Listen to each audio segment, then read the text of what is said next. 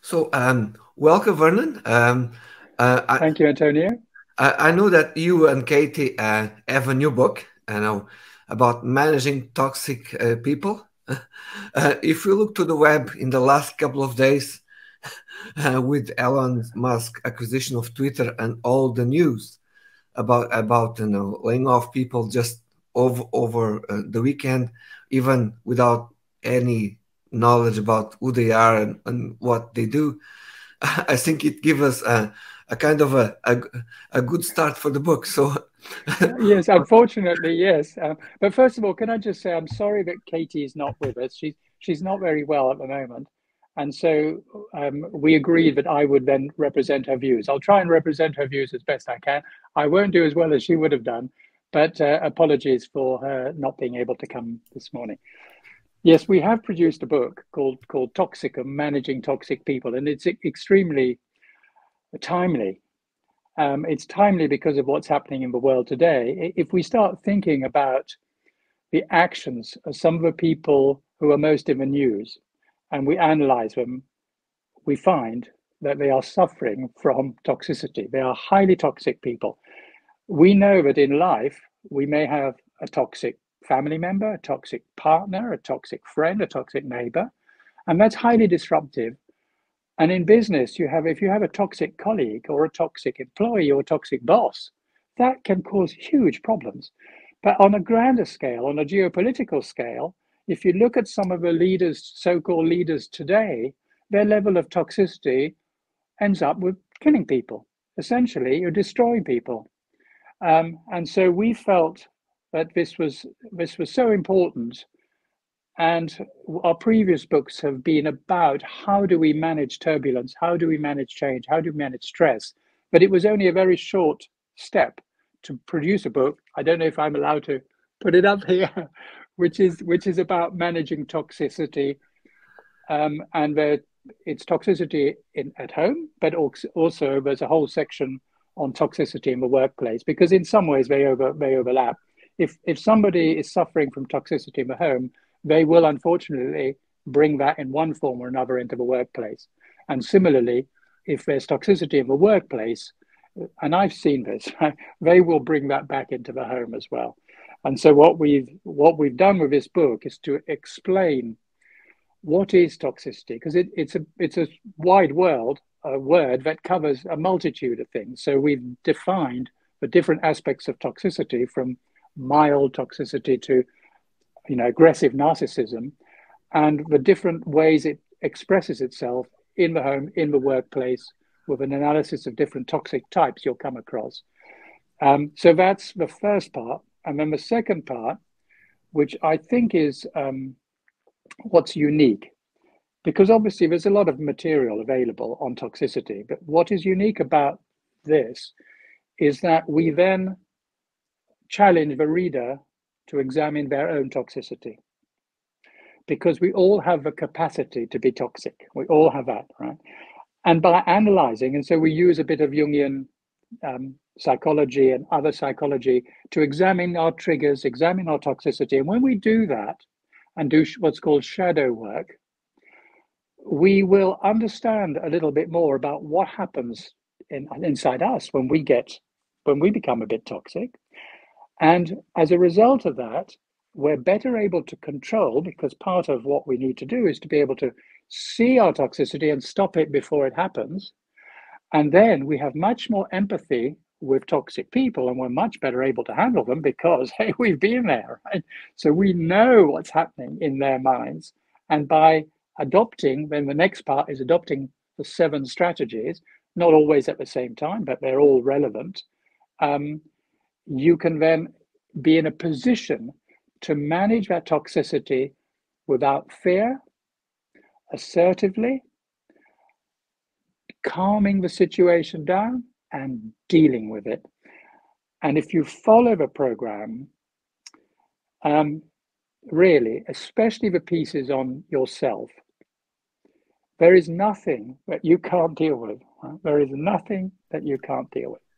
But that takes you from a sort of pure psychology into much more of a spiritual aspect of who are you? And if you're really comfortable about who you are, with your faults, with your strengths, with your toxic, when you're comfortable, there's nothing you can't deal with. So, but let me. So, with if you are a young entrepreneur or young leader or even a senior executive, and you look around, and you end up in a situation. Oh, apparently, all the successful and famous people that I see around me, they all practice this kind of a toxic behavior. Why should I be different? Because that's the case. Like you were saying, we look at the media, Twitter, news. Those seems to be the ones that seems to be succeeding in the world of music. So why someone should pursue a different path? Yeah, I think what the media highlights is highly toxic behavior because it gets eyeballs and it gets views. The fact is that most of the businesses that I know, which are very successful businesses, are not run like that. In fact, toxic people, if they retain their toxicity, they will leave a company.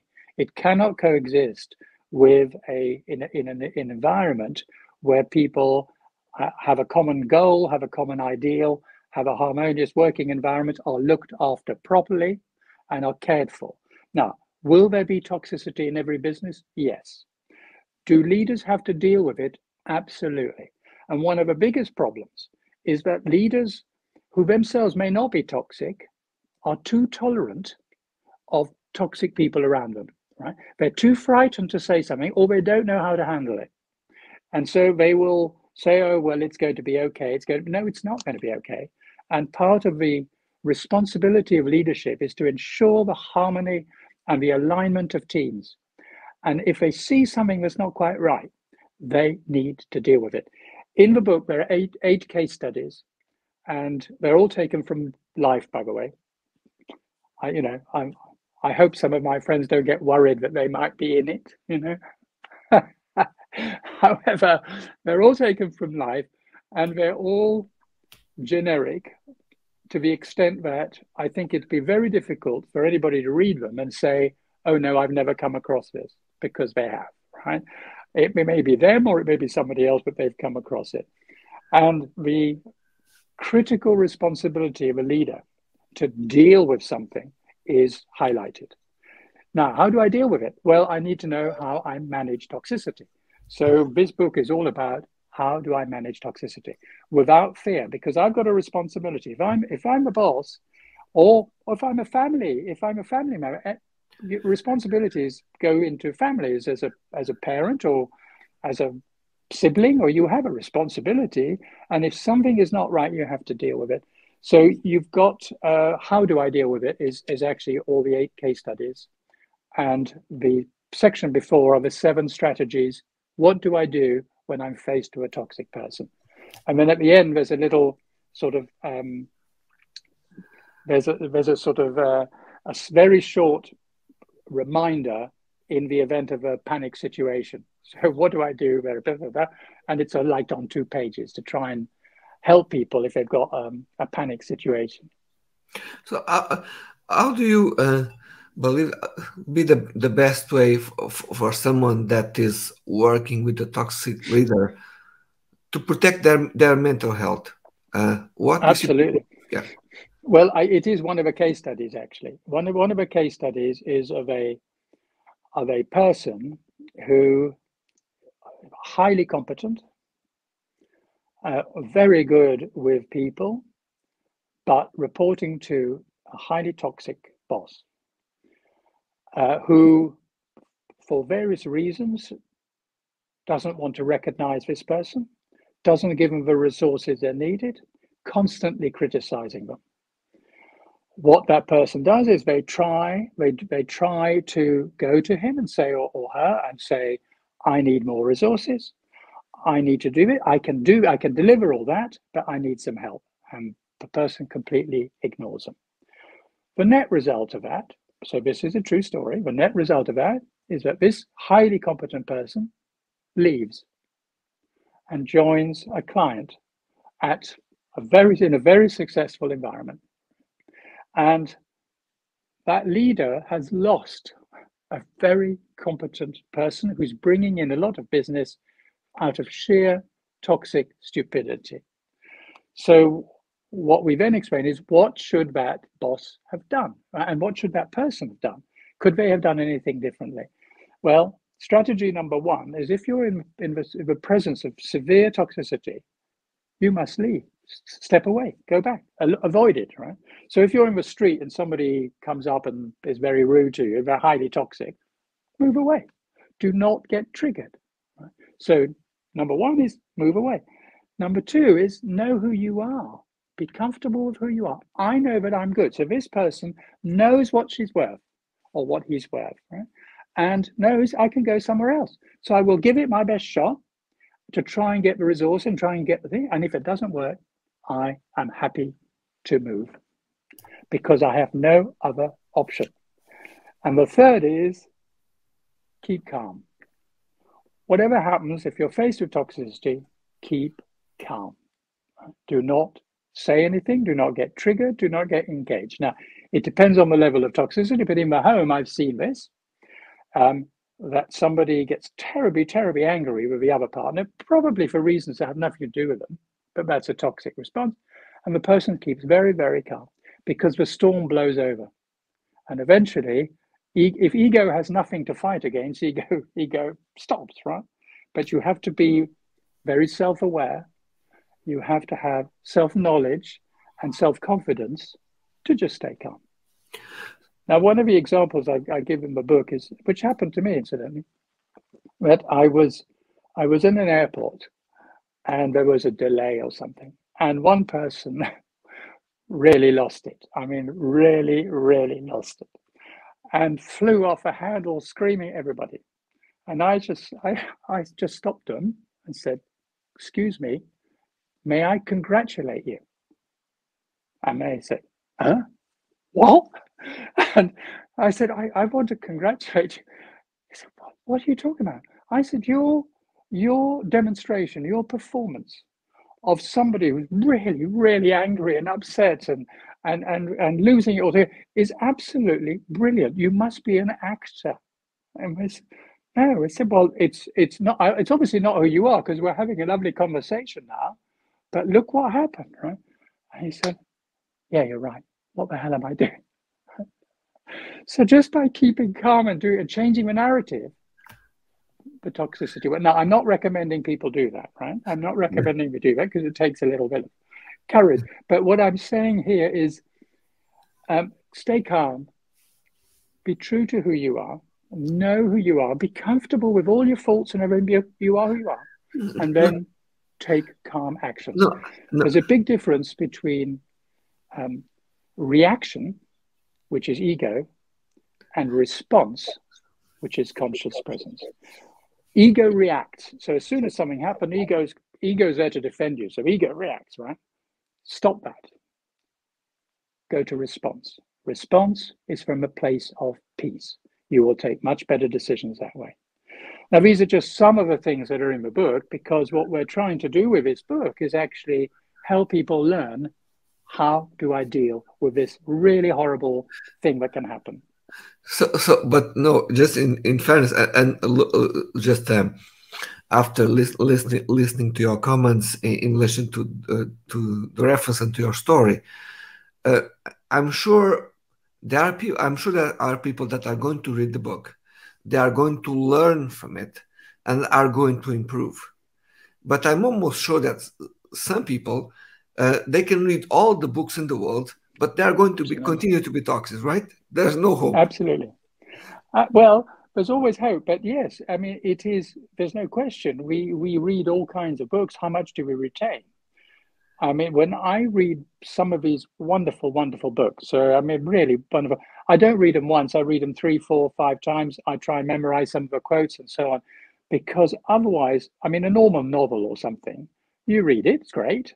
But if I asked you, a week later, what was it all about? You wouldn't have a clue, right? You wouldn't know, and you're not expected to. So with these, I'm hoping that it's structured in such a way that people will go backwards and forwards with it and say, oh, right, oh, yes, oh, I recognize that type. How do I deal with this? And the 7 strategies are really quite straightforward. It's not complicated. You don't need a science degree to understand what's said here. You just need the willingness to learn, and you will recognize these situations because they happen to us all the time. I mean, you see them everywhere. And, being aware is one of the things, just being aware of what's going on, really aware, not taking a view. So what happens is the media says something and we immediately either get cross or, or say, well, how come they doing this? Why are they doing that? We're looking for a scapegoat. So, no, don't do that. When you see that, just be aware and just say, oh, I wonder why that happened. I wonder what's behind that. Why is this being singled out? Why is he really doing this thing, right? And then all of a sudden you start thinking much more broadly, much more differently, and then you can deal with it. And you will deal with it if you think properly and if you're aware and conscious. Be open, aware, and conscious. It's the most important thing, and that takes time. So I think if you look back to one of the other books that you have written with Kate, when we facing turbulent times, something that I feeling and I read about is that sometimes some people, they take advantage of turbulent times to enhance and to amplify extremism in order to take advantage of people. How can we become self-aware and not take others to take advantage of ourselves when we face high levels of stress, or sometimes we end up in a situation that we are tend to believe that the world is going to a far worse direction than actually is going? Yeah, well, that's true. But again, the media is there to sell stories, to sell ideas, and to sell papers or whatever. The reality is that the world is actually much better, much safer, much healthier place than it's ever been before. But the speed at which news travels and the focus on the negative aspects of news means that we have the feeling that things are going down the pan everywhere. And we forget the good bits, right? The real risk from a geopolitical point of view is that when a society becomes divisive, when you're right and I'm wrong, and there's nothing in between, you create the circumstances for totalitarianism. Because when you have a society breaking up and starting to fight amongst themselves, somebody is going to come along and say, we've got to put some order in this. Leave it to me, I'll sort it all out. And before you know it, you've got a dictatorship, and with a military thing to enforce, of course, your own safety. It's for your safety. Most of the greatest tragedies that have happened legally. The law was changed to make them legal, or for your own good. I'm doing this for you. So whether it was the Jesuit priests in the sort of Middle Ages, they would torture you for your own good to make sure that your mindset was right. So we have to be very careful. Now, how do we counter that? We counter that, I think, by following what we're saying here, which is be aware, be who you are, stand up for what's right. You have to stand up. People don't have courage. They'd rather sort of slink away. No, you stand up for what you're right. And if you do that collectively, you will win. But we don't. We tend to sort of allow ourselves to be split. But be honest, be fair, be truthful, be compassionate, be forgiving. In finding peace in turbulent times, we talk about kindness, forgiveness, understanding, compassion. Unless we have that for everybody, including those who do us harm, we're never going to get through it. But if you do that, even with people who do us harm, this is very much in line with, the teachings of Jesus or Krishna or Buddha. I mean, turn the other cheek. Be kind, be compassionate, be forgiving. Doesn't mean you accept bad behavior. You don't accept bad behavior, but you recognize that it's there and calmly you deal with it. That's what's called active surrender. So, how can large organizations find the best practices to deal with toxic leaders. Organizations might have a head of HR, they might have country heads of HR, but they are not everywhere. No, how can we make sure that we made an organization that is somehow able to prevent or at least raise some red flags every time toxicity happens? Well, the culture of a business starts at the top. It always has to start at the top. If the top doesn't act in a role model way, the rest of a business won't either. So it's got to start at the top, and it's got to be embodied in the values that the business believes in. So it's not just a set of words that are written, it's real values that people want to believe in and want to do, and they have to be part of a construction of that value. And then you make sure that those values are the way that the business behaves. And then if it doesn't behave that way, you deal with it. Because there's nothing worse than saying that this is what we tolerate and don't tolerate, and then you ignore it. Right? It's one of the strategies we put is actually setting boundaries. You have to establish boundaries, agreed boundaries. But if somebody steps over the boundary, you have to pull them up on it. If you don't, it means you've accepted the bad behavior.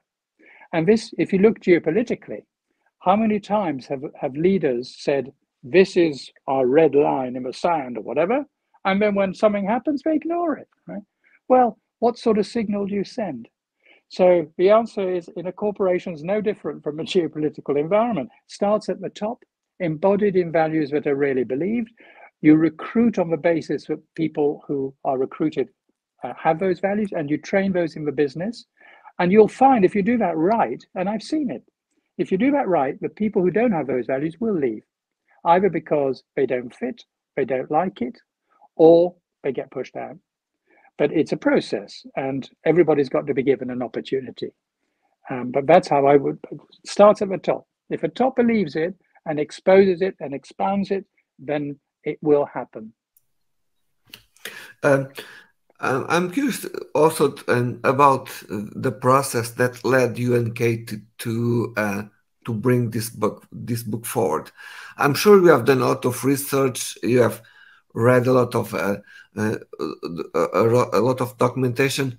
How the two of you end up in kind of agreeing? What were the priorities to come forward? Well, when I was writing the first book, which is The Stairway to Happiness, there were only 4 steps, and Katie and I talked about it, and she was quite clearly, she didn't think it was a complete book. We then started talking about why, and she explained her point of view, and I realized that she was right. So that The Stairway to Happiness has 5 stages, and the 5th stage is the happiness of harmony. So now we're going into a more spiritual dimension. When we then decided we should try and use this to bring it closer to people, we did the way Finding Peace in Turbulent Times, where we apply those philosophies and say, how can we help people deal with these turbulent environments that they have? What is it that we can do? And we've created a workbook and a video, online video teaching system to help people to do that. It was then only a very short step to go from there, how do I deal with turbulence, to hold on, what causes real hardship, real pain, mental health issues? What really does? The answer is toxicity. Can we then use the knowledge of the way and apply it more directly to the home, the business environment, everyday life? And the answer is yes. So that's how it evolves. You'll find there are chapters there that some people who are not used to any spiritual dimensions will say, oh, gosh, I didn't realize about this. How do I find my true self? Who am I really? I mean, what a question that is. How is that relevant to toxicity? The answer is it's absolutely critical to understanding your toxicity. So we're bringing in some of the sort of deeper elements of the way into managing toxicity. And I think that is what makes it unique. It's not just who am I, what is my toxicity, but why am I here? What do I stand for? And then if I understand these things, I'm going to be able to, so much better to deal with toxicity when I meet it. In fact, you will have no fear of meeting anybody, right? Because you'll have a smile on your face and say, right, how do we deal with this, right? And if you do that openly without fear, the ego and the narcissistic negativity has nothing to fight against. It's got nothing to push against, right? It just goes straight through and it's gone. No, do you feel that there are people who have a kind of a natural ability to deal with toxic people? Well, I think people who are more self-aware, who have got more compassion themselves, more kindness, who are more concerned about other people rather than just themselves, who have learned how to control their ego. We all have an ego, by the way, and we'll never get rid of it. And it's not about getting rid of ego, it's about understanding it and moving the ego into a high level of maturity. Ego has lots of really important things. It defends you, it's support, it's there to actually protect you, but it doesn't know how to do it. And sometimes it protects you by bashing something else, right? Which is not the right way. So we're talking about the maturity of ego. People who have that self-awareness and empathy and all the EQ factors that we would tend to encourage in people, they're going to be much, much better able to deal with toxicity because they'll be completely comfortable and say, well, I understand that. I've been there myself. I know what's going through. I'm sorry. How can we deal with it? Find solutions. So go to solutions when you can, which is one of the strategies. We in your work, and Katie, have you? I don't know if you have the chance. Have you looked at how leadership is being taught at universities or at the level of MBAs? Because sometimes people who are in a certain stage in their career and have ambitions to lead organizations, they end up upskilling themselves, and do you feel that when they go into those programs, this type of elements about managing others, being aware of others, is something that is part of this type of programs, or is just a kind of a, let's say, 1 hour module where they talk about it and then nobody else pays much attention to it? Yeah, well, I mean, I haven't been on a business school course for a while. We obviously have business school people around. The thing is that most of what is taught will be case studies, but business case studies. They'll be about marketing, they'll be about finance, and a lot of it now increasingly is about governance. It's about dealing with regulators. However, ethics does come up into there, but it's an ethics from the point of view of ethical versus the law, ethics versus institutions, ethics versus what might happen if you contradict ethics, rather than about the person. And so I suspect, certainly when I was there, the idea of talking about things like this, how do I deal with a toxic person, just simply never came up. Assertiveness training, we used to do that, assertiveness training. But it was one course of a day or something, which is not assertiveness training, and it's a lifetime. So the answer is, I think much more education needs to take place. There's no question. And actually, a lot of this is relevant to schools. Bullying is toxic behavior. And the nature of bullying and where it comes from is the same for an adult or for a teenager. There are 3 stages in development. The first 7 years are it's emotional development. After 7 years, anything that's emotive will relate to the first 7 years. Nothing new is created, right? The second, and it may be 6 years, right? Because nowadays things get compressed. The second 6 to 7 years are mental development. The child goes to school, starts to learn math, starts to read, it's a mental development.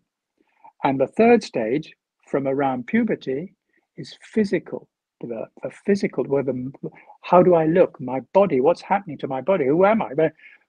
That's the third stage, right? So those are the 3 stages. When something is dysfunctional, you ask, what is it that's going wrong? And you will immediately get a clue as to whereabouts it started going wrong. The emotive ones, toxicity is an emotion. It's an emotional reaction. It always starts in the first 7 years. Now, Katie and I have done hypnotherapy courses and so on. And when we help our clients, one of the ways is to do a regression and to understand what actually happened. And we've got some processes. We haven't been able to put them in the book, but we do have some very good in-depth processes for enabling the person to go back and discover what it is that's causing that reaction and how to deal with it. What we've done in the book here is we go into the shadow work. In other words, what are my triggers? What is my ego? How does that work, right? Which is as far as we can go in this book. But we do have, as part of Improve My World, which is our sort of company, we do have even more in-depth programs of how do I deal with that? How do I deal with intimate relationships that don't work? Because we find clients they've had the same thing over and over again. But 3 times they've been with somebody who's highly toxic. Why is that? Because it's repetitive behavior. Why is it repetitive? Because it happened in the first 7 years of life and I don't know how to deal with it. In fact, I'm not even aware of it. So that's really, so I've gone slightly wider. A lot of this is in the book, but there's more to come, if you like, because there's so much that we can help people with. So many of the things that happen are correctable. They really are. And correctable in such a way that there's a transformation and a transcendence of the person to who they really are. When you get rid of all the veneer of ego and all that nonsense, right? The person underneath is a wonderful person. Always, by the way, always looking for absolute love. It's just been rather clouded over by a whole lot of rubbish. Okay, so we're about at the end of our conversation. We wanted to do this in around half an hour. We know everyone is so busy today. We are being asked to divert our attention in many different places. So we wanted to make sure that we're able to keep this under a certain time. Right. No, to make sure that people actually take something from our conversation, but at the same time we respect their time. I would like Vernon, for you to tell us where people can find you and Katie, and in what are the best places to go and look for the book. Right. Well, the book is available on Amazon, along with the other books. I think all you need to do is to put the title, so Toxicum, Managing Toxic People, or just put my name on the Amazon and put my name and books. That's where, we've chosen to publish through Amazon because it is internationally recognized and available. And whether you like it or not, over 90% of all books are sold through Amazon.